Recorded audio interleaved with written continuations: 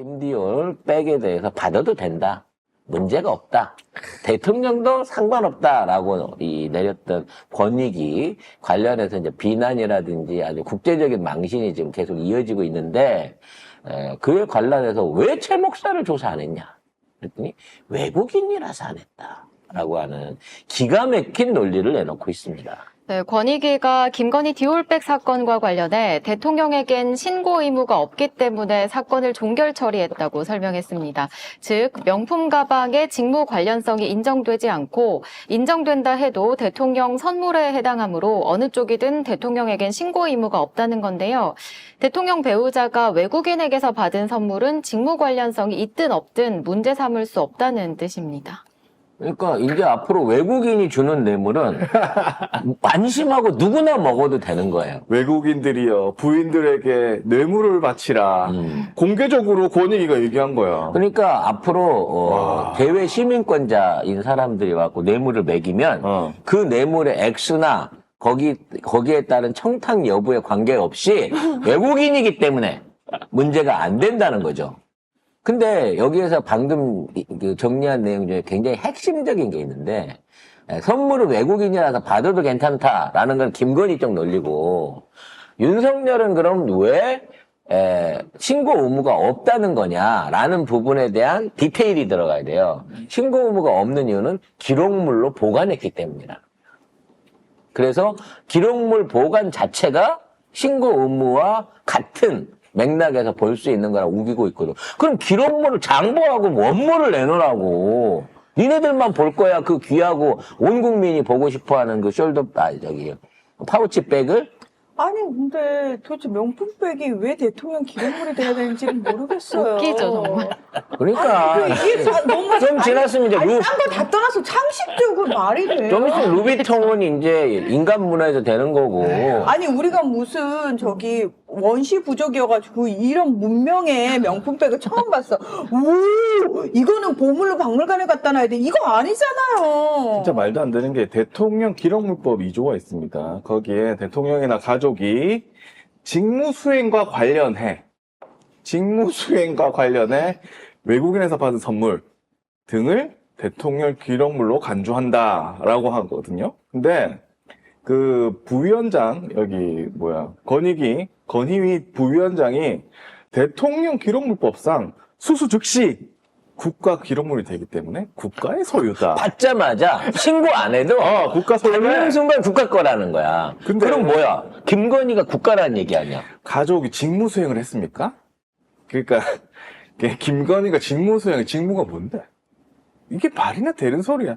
그리고 그래서 직무 관련성이 없고 수수하는 즉시 대통령 기록물이 됐기 때문에 직무 관련성이 없고, 만약에 있다고 해도 기록물이 됐기 때문에 대통령이 신고할 필요가 없대. 왜냐면 받는 순간 신고도 안 하고 기록도 안 해도 그냥 그 물건은 기록물이 돼버린 거야. 그러니까 그 당시에 이 기록물을 보관하거나 했던 이 대통령실 내 옛날 같은 청와대 내에서 이런 업무들을 관장하는 사람들이 있을 거 아니야. 걔네들한테 신고를 안 했거든. 그러니까 그쪽에도 기록이 없거든. 그러니까 기록할 필요도 없다라고까지 개구라를 쳐줘. 그래, 기록할 필요 없으면 물건을 내놓으라고. 근데 반면에 공직자윤리법 15조가 있습니다. 그거는 외국인에게 선물을 받으면 지체 없이 소속 기관 단체장에게 신고하고 선물을 인도하라고 규정을 합니다. 그러니까 권익위가 얘기하는 거랑 완전히 배치되는 게 있는 거예요, 법에. 그러니까 공직자윤리법. 말도 안 되는 법이지. 왜냐면 이런 법이 늘 예전부터 존재를 해왔거나 비슷한 사례가 한 번이라도 있었으면 모르는데 그 반대 사례는 있어도 이런 경우는 없었다는 거지. 처벌받은 적은 있어도 이렇게 빠져나간 거는 김건희밖에 없다는 거예요. 그리고 만약에 이 기사에서 뭐라고 하면 최 목사가 건넨 금품이 전체가 대통령 기록물로 되잖아요? 그러면 대통령 기록물을 무단 폐기한 게 김건희예요. 선물 이런 거 다 버려버렸잖아. 그리고 만약에 선물 받은 화장품을 사용했다면 이것도 기록물 훼손 및 폐기입니다. 술도 먹어버렸다며. 이게 다 대통령 기록물이야, 그렇게 치면. 술병이라도 내놔, 이 새끼. 술병이라도 그러면. 이런 냄새라도 한번 맡아. 말장난을 하고. 아이고. 그래서 이거 반대 사례들은 지금 계속해서 이제 드러나고 있는 게 있거든요. 관련해 갖고 한번 볼까요? 어떤 과거에. 사례가 있었는지. 네, 그 권익위가 2017년 8월에 누리집에 배우자의 금품 등 수수 금지 해설집을 올렸는데요. 이 내용을 보면 수수 금지 금품 등을 수수한 배우자는 청탁금지법상의 제재 대상은 아니지만 다른 법률에 따른 제재 대상이 될 수 있다고 명시돼 있습니다. 그 뇌물죄는 적용할 수 있다는 거야. 특정 범죄 가중처벌법상 알선수재와 변호사법 위반. 요 두 개가 있는 거예요. 그래서 그 운영위원들, 그러니까 권익위 위원들 회의장에서 그 얘기가 나왔대. 아니 그러면 김 여사가 백을 받은 건 뇌물 아닙니까? 그랬더니 무슨 말을 이렇게 심하게 해? 뇌물이라니. 그런 얘기를 하지 마. 이렇게 아예 뇌물이라는 용어를 쓰지 못하게 위원장이 강압을 했고, 심지어 그럼 이거를 공개할 때 그럼 비공개 투표를 합시다. 그러면 15명 모여서 투표하는데, 뭐, 위원장은 빼고, 14명 투표하는데, 비공개로 해갖고 합시다. 게 그런 관례가 없어! 여기 눈에 보는 데서 거수를 해! 라고 얘기를 해갖고, 비공개 투표도 아닌 공개 투표로 해갖고, 그 결과가 나온 거예요. 그러니까, 거기서 9표 말하자면 반대표 찍었던 그 6명 이외에 이 9표 줬던 얘네들은 그냥 거수기 역할을 하는 거고, 지금 위원장이 보고 있는 데서는 차마 어떤 형태로든지 반대 의견을 낼 수 없는 상황이라는 거지. 최소한, 무기명 투표라도 했으면 이렇게는 안 나왔을 거라는 거지. 누군지 좀 알려주세요. 네, 3명이 특히 이제 주도적으로 사건 종결 처리에 기여했는데요. 박종민 부위원장, 정승윤 부위원장, 김태규 부위원장입니다. 모두 그 윤석열과 관련이 있는데 박종민 같은 경우는 윤석열 법대 후배로 검사 출신인 정승윤 부위원장은 대선 캠프와 대통령직 인수위원회에서 활동을 했고 또 김태규는 대선 때 윤석열 지지 모임인 공정과 상식 회복을 위한 국민연합 주최 토론회에 참가하기도 했습니다. 그러니까 이 세 명이, 아이, 그 뇌물이란 말 좀 쓰지 마, 씨. 좀, 뇌물, 무슨 뇌물, 이렇게. 그 위원장은 그 대학 친구잖아, 동기잖아. 동기, 대학교 동기. 그러니까 이 윤석열 친구 네 놈이서 거수기 5명 데리고 권익위를 개판으로 만들고 있는 거예요. 이게 위원 15명 가운데 13명이 윤석열 정부 들어서 임명이 됐거든요. 근데 윤석열 정부에서 임명될 사람들도 아니 이거는 좀 아니지 않아? 라고 했는데 이 자기 동기들하고 자기 지지자들로 이루어진 이 사람들이 대놓고 아이 그렇게 하지 말고 그냥 알아서 넘겨 없애. 그래가지고 없애진 거예요 이게. 아유 진짜. 근데 이걸 다시 재심을 다시 재심을 뭐 해야 될 의미도 없겠죠. 또 해도 마찬가지긴 하니까.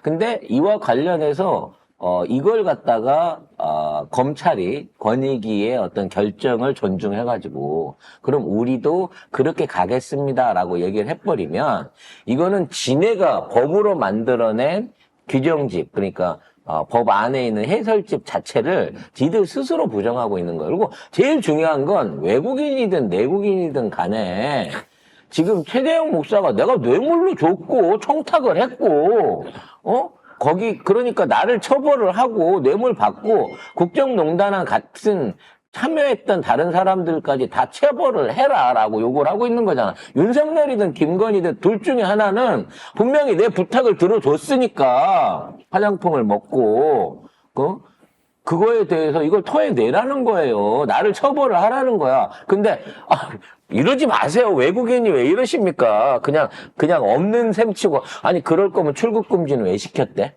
출국 정지. 출국 정지는 어차피 안 할 건데.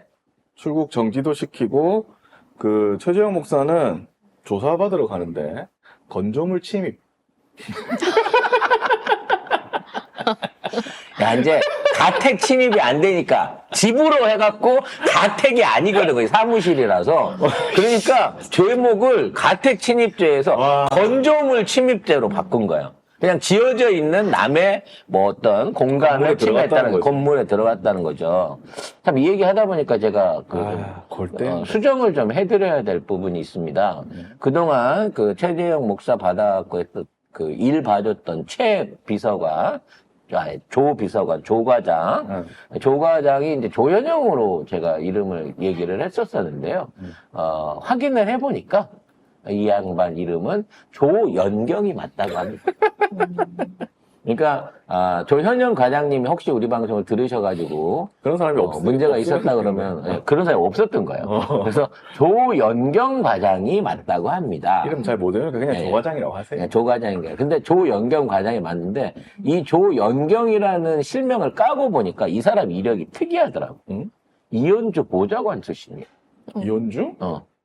그러니까 얘도 뭐야? 이현주가 찬밥 먹고 있을 때, 예전에 의원이었을 때 보좌관을 하다가, 이현주가 찬밥 먹고 영선 언니 개욕하면서 밖에서 찬바람 맞고 있을 때 자연스럽게 이 캠프로 흘러 들어왔던 거야. 그래갖고 지금 하고 있으니까 요거 이제 언주 언니가 전화만 좀 때려가지고, 좀 이렇게 잘 달래면, 보좌관 아니고 비서관이었는 것 같은데. 예전 보좌관이래요. 그래요? 그래서 이현주 언니가 잘 불러가지고 잘 따득따득거려서 털어놓게끔 하면 이제 진짜로 충격적인 증언을 받아낼 수 있지 않을까 싶습니다. 자, 언주 언니 화이팅! 자, 이와 관련해서 지금 그 숙대에서도 연임을 하려고 했던 총장이 1차 투표에서 졌어요. 아, 그래요? 네. 그래서, 그 관련해서 이제 그 진상조사 하겠다라고 하는 그 얘기를 했던 후보가 압도적인 표를 학생들 표, 교직원 표를 압도적으로 많이 몰아가지고 선거에서 1등을 했다고 합니다. 오, 김건희 교수가. 논문에 대한 진상 파악하겠다고 약속한. 그러니까 학생들하고 교수가 교직원들이 1등. 교수는 아니야. 교수는 안 밀어줬는데 학생들하고 교직원 압도적인 표를 받아가지고 1등을 했는데 문제는 가반수를 못 채운 거예요. 38대 29네. 네, 그래서 다시 결선 투표를 해야 됩니다. 정영근 총장이랑. 근데 결선 투표를 하게 되면 과연 이길 수 있을까? 그게 또 걱정이 되는 거죠. 결론적으로. 지금부터 이제 교수들도 그렇고 그동안 그 반대표, 말하자면 반대파에다가 문시영 교수 찍었던 사람들이 지금 다 전화 받고 압박받고 있을 거 아니야. 이러다 우리 다 죽어. 일단 우리가 건의는 살려야 돼. 뭐 이렇게 가지 않겠습니까? 1차 투표를 학생들이 나서갖고 이걸 해놨는데 만일에 2차 투표에서 이게 뒤집혀가지고 다시 옛날 총장이 연임을 하게 된다. 그럼 숙대는 2번 죽는 거예요. 숙대한테 불 지른 겁니다. 이렇게 해버리면. 아이고. 그런 일이 없었으면 합니다만 건이랑 엮이면 온갖 일이 다 있으니까요.